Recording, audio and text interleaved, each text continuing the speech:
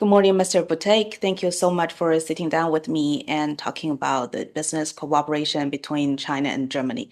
So why don't we start with the Chancellor Scholz's upcoming visit to China?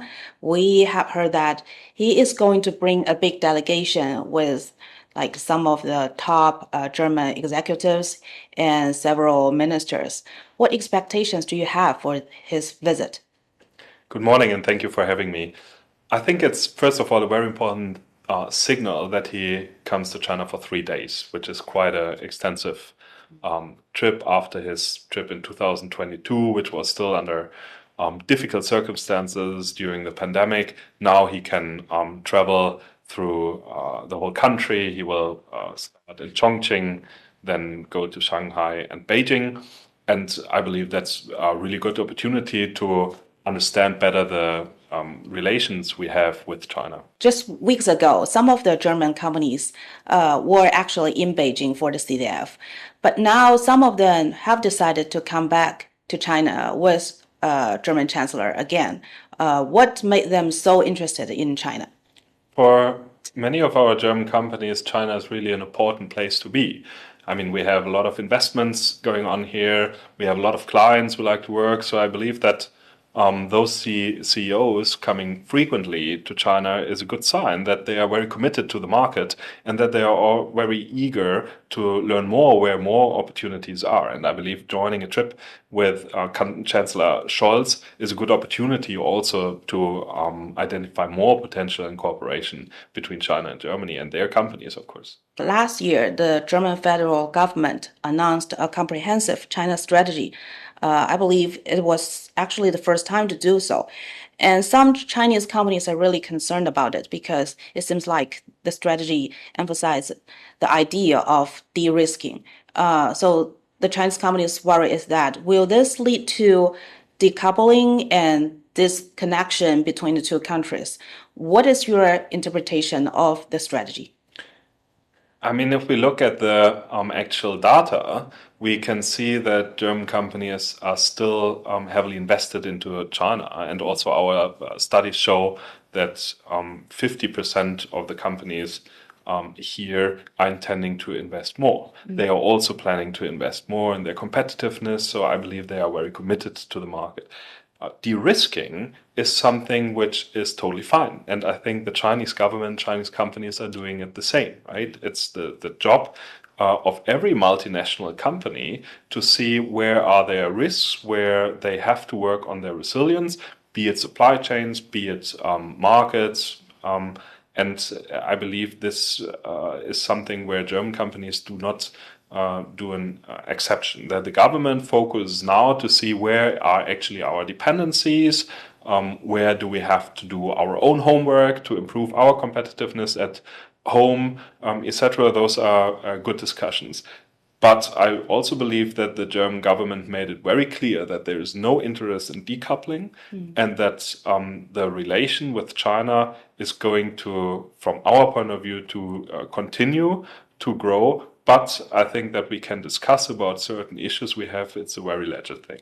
Okay. So in the past couple of years, there were a lot of things going on, right? Like geopolitical tensions, the two wars, and pandemic. So have you sensed any new trends in Sino-German business cooperation, especially in trade and investment?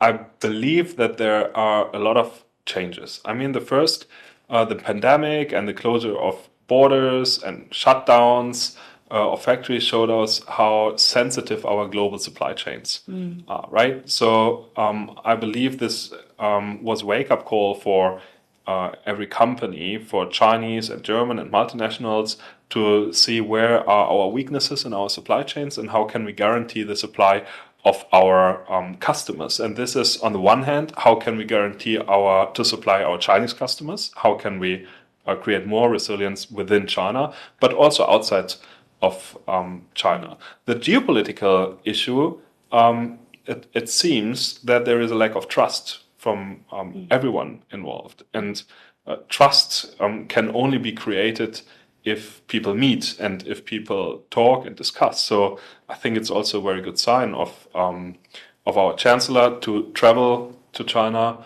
to work on this trust. Dutch Premier was here a couple of days ago. I think all these are strong signs that everyone wants to build on the trust, which might have lacked a little bit in the past. The Chinese consumers and companies appreciate German products, and we also appreciate the opportunity to develop new products and design new products in China. So it really win-win situation. And if we can build more trust between our two countries, I think it would also boost a further trade volume. Okay, so we should also talk about trade. So Germany's total direct investment in China reached a new record last year. So an increase of 4.3% over the previous year. What do you think of this? It has different reasons. I mean, the first, and our surveys also show that there is a confidence in the Chinese market. Our companies expect that the market will grow in the future. Our companies will invest further in R&D to serve our clients here even better in a faster way, to become more cost efficient, to become more competitive. On the other hand, this is also a sign that one tries even harder to mitigate risks, so that one tries to save or to make the Chinese market very resilient by taking more supply chains into China, which is not necessarily an advantage. That might be an advantage on the short term for China to have more investment, but it could also be a signal that the trust in the global trade is decreasing. Okay, fair enough. So China's economy is transitioning away from a high-speed growth phase to a high-quality phase. So some people are arguing that whether China's development is losing steam. What is your take on that? And given the current situation, what are new opportunities for China and Germany to cooperate?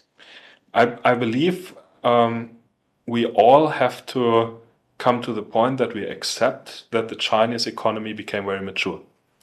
Right? So we cannot expect such high growth rates from an economy which developed that far. So compared to 20 years ago, of course, the base was way lower than it's now. And also that the Chinese government wants to move away from the property sector towards high quality growth industry is probably the right direction. And if you look at the German industry profile, we can support the Chinese economy quite well with our technologies exactly in this direction when it comes to renewable energy, green energy in general, advanced manufacturing in the topics of carbon reduction, energy efficiency, even automotive. I believe that our cooperation can be quite fruitful as we are quite aligned in these industries.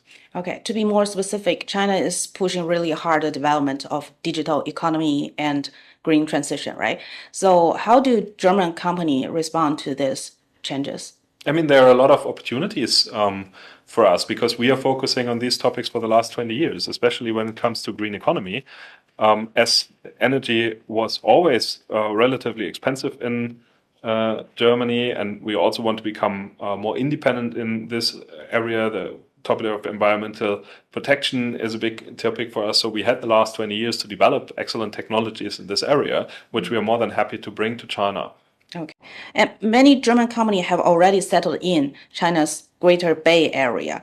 I don't know whether you have been there or not, but have you ever talked with your member companies regarding the opportunities and challenges over there? And what is your view of the region's prospect? The Greater Bay Area is an extremely prosperous area. I mean, if you look at the electronics sector, for example, you have the world manufacturing hub in this region. You have very innovative companies there, BYD, Tencent, Huawei, etc. So the region is very important for China, and it's traditionally the export-driven region, right? We have approximately 2 to 250 German companies in this region. Nevertheless, the first settlements of German investments were in the Yangtze River Delta.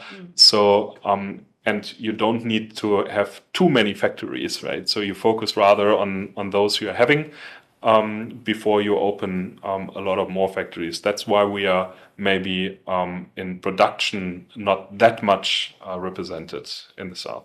Okay. And could you give us an overall picture of German companies in China, such as the number of the companies, the scale of their investments, and the industries that they are mainly involved in? We have around 5,000 German companies in China. I think it reflects more or less the industry we are also representing in Germany, means heavy on machinery, on automotive, on chemical, on plastic, electronics, and also consumer goods. We expect that we have approximately 1.1 million employees in our companies, but of course a lot more indirect employees in the supply chains of the companies. And how do they look at China's economic potential in the maybe in the midterm, and what should be done in order to attract more German investments? I mean, 90% of our companies say they have no intention to leave China, which is quite good number already, and also shows the commitment. And 50% say they want to invest even further into China. 80% of those say we want to invest into research and development, which is high quality investment. So it will bring a lot of benefits for the Chinese economy.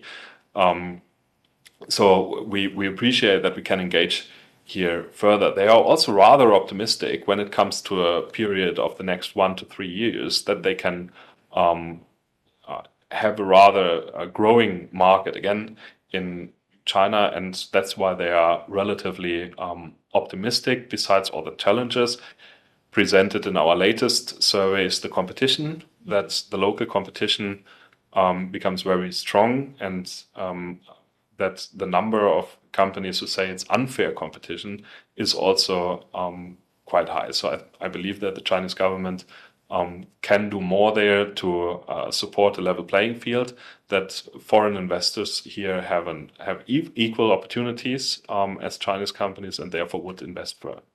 Could you illustrate one of the industries that you see the most intense competition? I mean, automotive, of course, is very intense competition. Machinery, it's very intense. Renewable energy. I think there is no industry in China which is not very competitive. Okay. Let's talk the other way around, like Chinese investments in Germany. Can you also give us a brief introduction of the trends that you have seen in the past few years of Chinese investments in Germany, and also some of the trends? Yeah, I mean the whole topic we as foreign companies have with China, saying we need to localize more, we need to be closer to our customers, we have to bring our supply chain into China to make it more resilient. The same topic is for Chinese companies, right? They also want to be closer to their European customers. They also want to mitigate risk in the supply chain, etc. But they are also tapping a lot into R&D resources. Yeah, they work a lot with German talents, and many companies have their design offices in Germany, etc. But also they see the whole European Union as a good investment opportunity to extend their production capabilities.